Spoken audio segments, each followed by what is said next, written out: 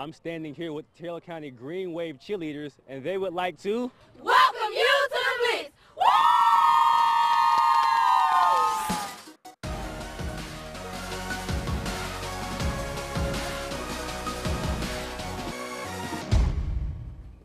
Welcome to another edition of the Blitz. I'm Joey Lamar, joined by my friend Matthew Doyle.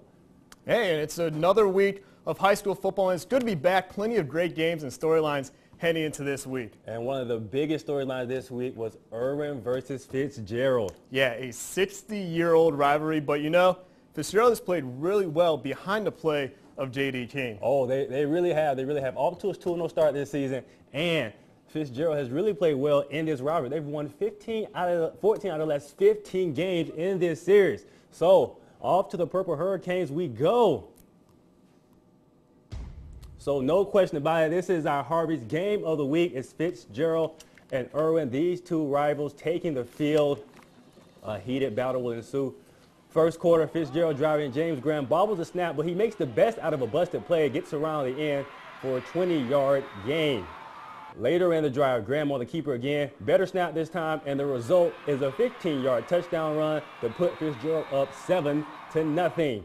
And in response to Fitzgerald's touchdown, Irvin's DJ Pollard on the carry for a 10-yard touchdown run, and the game is tied at 7. Still in the first, J.D. King takes the handoff for Fitzgerald, 10-yard touchdown run, extra point, no good, so they lead 13-7. Early second quarter now. King not done yet. He takes the ball 87 yards for the score, and the Hurricanes go for 2 to make it 21-7. And right now they are leading 28-14. Albany and Terrell County both looking for their first wins of the season.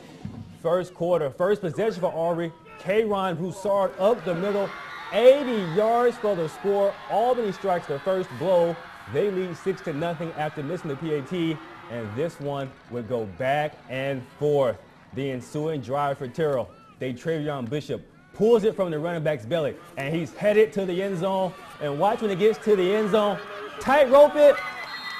Cross the goal line, 8-6 Terrell. They went for 2 to make it 8-6. Still in the first, Albany's quarterback, Taquavius Terrell, starts left, cuts back, and then he's gone on the counter play. 12-8 Albany after another missed PAT. Now, into the first, Terrell trying to take the lead. One of the running backs fumbles on the 1-yard line, and it's recovered by Cameron Hines, and they deny the Green Wave. Jeff Littleton was in a familiar place tonight as he and his Bainbridge squad traveled to Cairo, where he was an assistant for 8 years. The Bearcats were trying to beat them for the first time in 2 years now. Big crowd over at West Thomas Football Stadium as Cairo welcomes Bainbridge to town, and the Bearcats want to get started early on the road. First drive, Brett McLaughlin rolls right, pumps, gets it down the field to Tyler Story for the long pass. Story unable to get into the end zone, but no worries. Damian Pierce takes it around the outside, busts a tackle, goes into the end zone for the first touchdown of the game. PAT no good, 6-0 Bainbridge. Let's stay in that first quarter. Bainbridge driving. They get it stuffed by Cairo defense on the 3rd and goal, and the field goal misses. Score remains 6-0. Late first quarter, same score. Damian Pierce gets the handoff, bursts through the hole, scores this one. 2-point conversion is good, and they go on to win 21-7. And to Sherwood we go for the first home game of the year for the Eagles. They haven't scored a touchdown in their first 2 games, and they started on defense. Let's check out this impressive tackle by Jordan Flowers, throws the runner to the ground. Wouldn't take long for Fullington to respond, though. Gives it to the big dog, busts through the middle for the end zone, and Fullington's up early. 2-yard run makes it 7-0 defensively, and they were giving nothing to the Eagles all night. Run to the right, 3 to 4 Fullington defenders right there. Now try the option to the left. Another great tackle by the cornerback, a 3-and-out. And on the first play of the next drive, there's a deep touchdown pass by Fullington. They go on to, right now they're in the 4th quarter, up 55-19. Sherwood on their way to losing their 3rd straight game. And don't go anywhere. We have plenty of game highlights and the team of the week and a look at a father-son duo at Deerfield Windsor coming up after the break.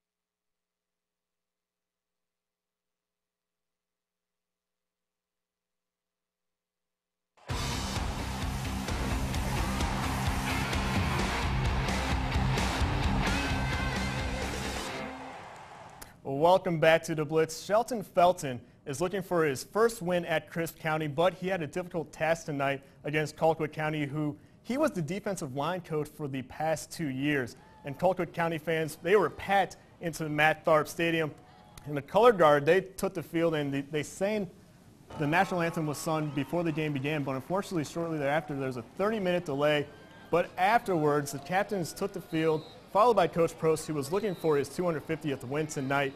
And the game gets underway. Chris to receive the ball first. Now, let's look at that play. First play, the Packers get the ball close to their end zone, and Chase Parrish finds Kyle Pollard, who runs it into the end zone for the first score of the game. Extra point is good, but bad news is we had more rain delays. The Packers and Hooters head back into the locker room with Colquitt leading 7-0. Like I said, Rush Probst looking for his 250th win tonight. Follow us on Twitter for updates as it's to see if he gets it. Now Westover taking on Jonesboro at Hugh Mills.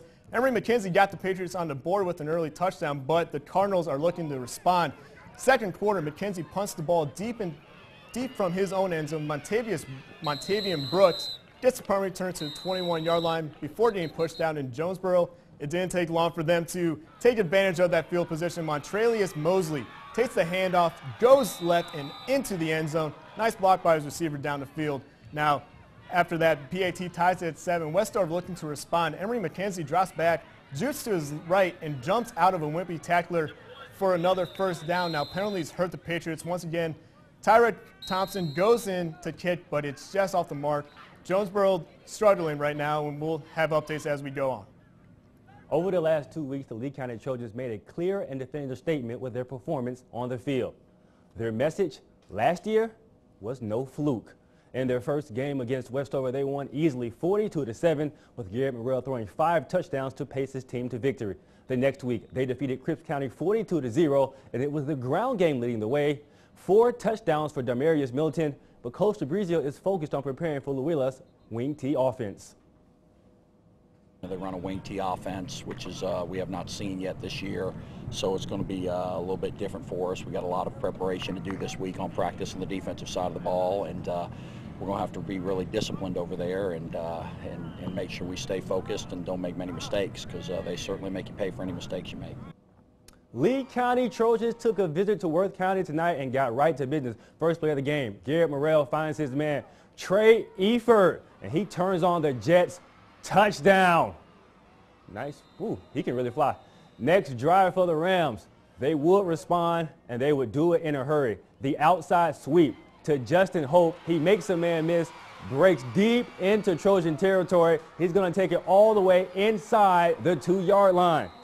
And the next play, why not give it to Hope again? He goes up the middle for a Rams touchdown, and the game is tied at 7. We're going to stay in the first. The Trojans on the attack. Morrell hands it off to Damarius Milton up the gut. Huge gain. Touchdown gives Lee County the lead, and they win. They extend their winning streak to 3 games in a row.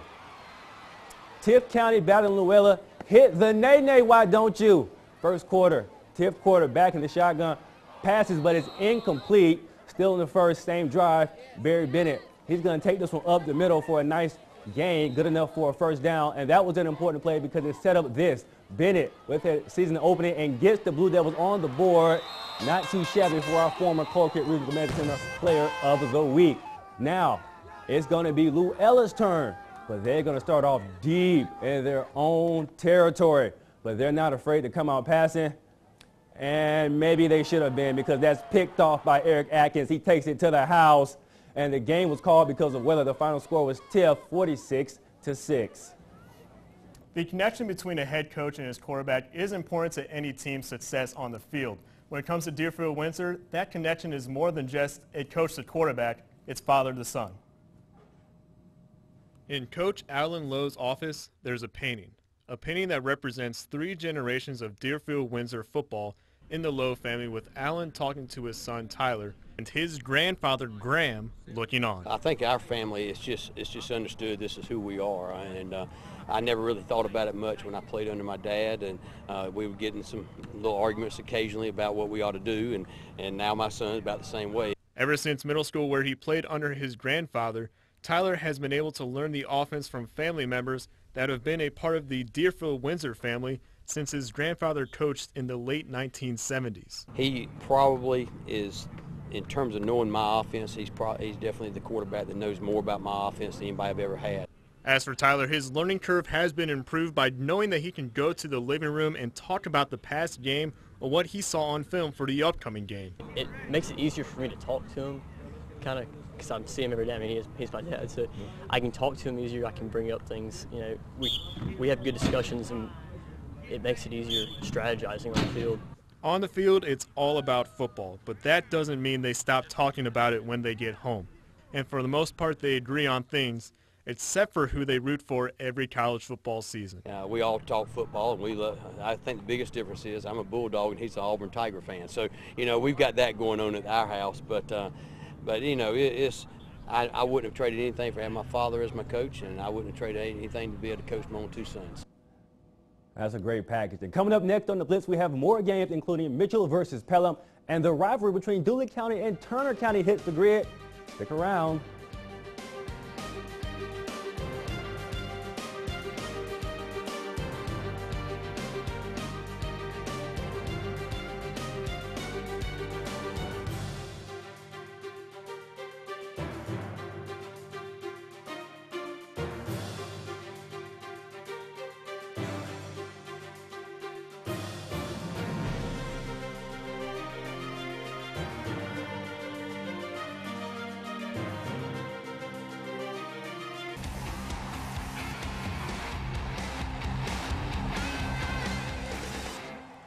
Welcome back to the Blitz. Throughout the show, we've seen opposing coaches entering familiar territory. And how about Pelham coach Dondriel Pinkins, the former Mitchell Baker quarterback and head coach, traveling into the same county he played in during his high school days, Mitchell County.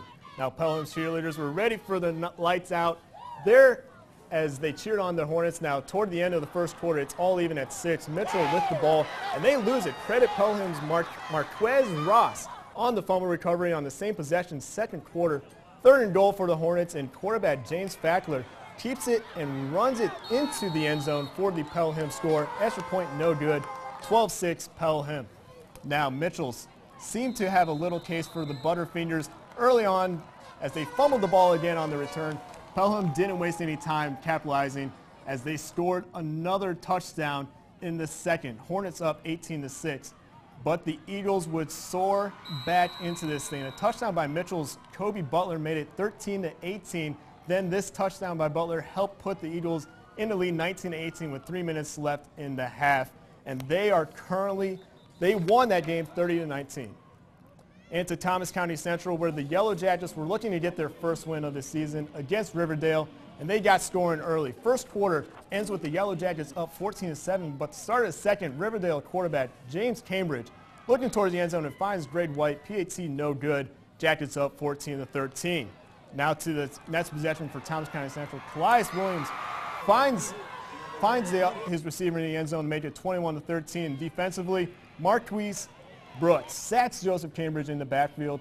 Now, the middle of the second quarter, Quintavious Cootsie weaves his way through defense for a good game. And on that same drive, Nick Patterson punches it in, the fullback run. TCC led to 28-13 with 5 minutes left in the first quarter, and they are currently up 35-19. Eric Salde is back roaming the sidelines in Americas, and Coach Salde is a familiar face. He led the Panthers to back-to-back state titles back in the 2000 and 2001 season. But as for this season, he's led American Sumter to back-to-back losses so far. Panthers looking for their first win of the season, taking on Dooley County. No, I'm sorry, this is Turner County and Dooley County. We're going to start with that game, and you're going to have quarterback completion up the sideline. He's going to tap his toes for the touchdown. Now, in response to the touchdown, the pass will be complete over the middle, incomplete over the middle to Malik Burns. Now, Turner trying to go deep, a 30-yard touchdown pass, and they make the celebration good. And there's another touchdown pass after that first down. And Turner would go on to win. Now, here's the game we were talking about. It's the Panthers looking for their first win in the quarter. Second quarter, Malik Yancey trying to hit Devon Johnson, who can't haul it in, but the flag on the play extends the drive.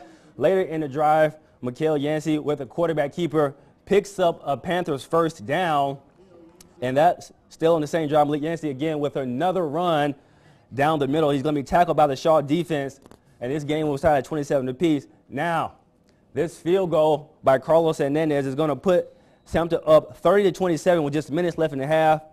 Now, Sumter's going to be on defense, and the pass is complete, but they catch the receiver and force from the fumble, and they recover it, and they give Yancey yet another chance, and he's going to take advantage. He throws a 30-yard touchdown to Darian Dyson. Panthers up 37-27 with 30 seconds left in the first half. They will hold on to pick up the win in this one, and we have a final score of 37-27.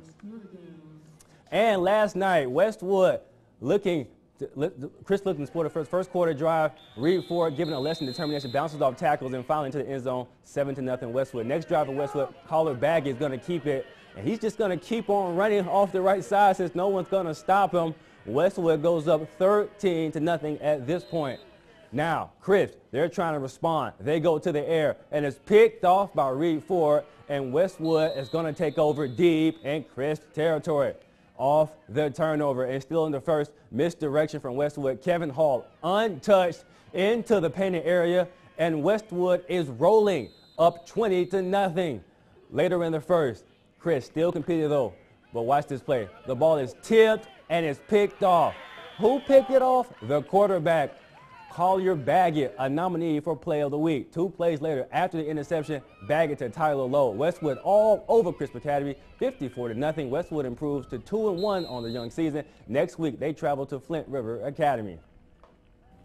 And of course, after all of this, we didn't forget about our Albany Technical College Fan of the Week. Here are our nominees all over the place where we went tonight, and there were a lot of great fans painted up, cheering on their top teams, including these Wild fans at Colquitt County, man. They were ready to go. Be sure to go on after the show to vote at www.wfxl.com/theblitz for your favorite Fan of the Week.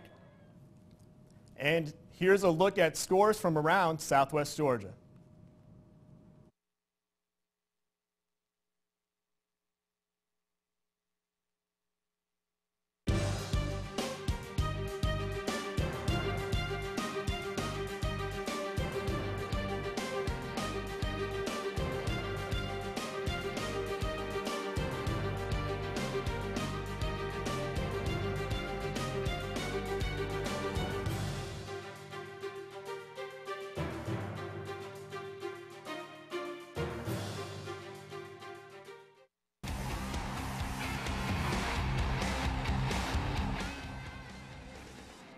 And welcome back to the Blitz. And Matt, there were a lot of great plays this week, but I think we found our play of the week. And it actually came from Thursday night's game.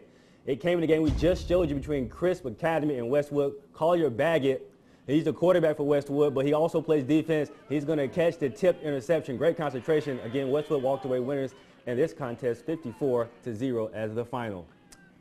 And the nominees for the Colquitt Regional Medical Center Player of the Week are Collier Baggett. Why not mention him again? He played both ways on Thursday, threw for a touchdown and had an interception in Westwood's win. How about Albany's Carrion Broussard? Running back had a touchdown early in the game to get Albany going. And finally, J.D. King, been beasting it up recently, had a strong start to the season, and he had 2 early touchdowns against Irwin County. Be sure to go on and vote www.wfxl.com/theblitz. And here is a look at the Week 4 games to look forward to in the upcoming week.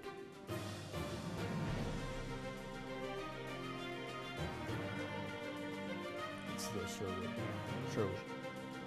Put it in.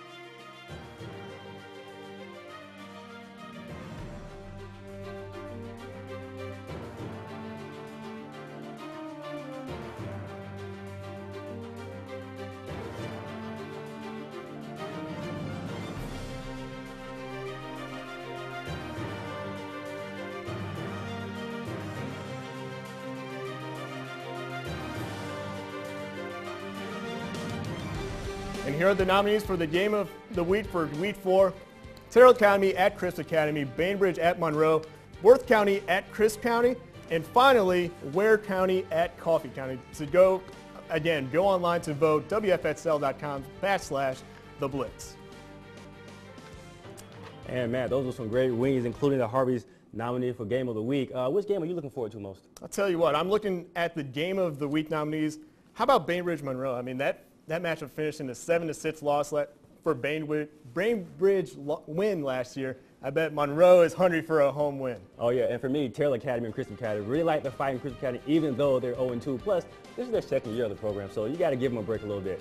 Well, that's all the time we have for the Blitz. We'll see you next week for Week 4. For Matthew Dole, I'm Joey Lamar. Have a great weekend.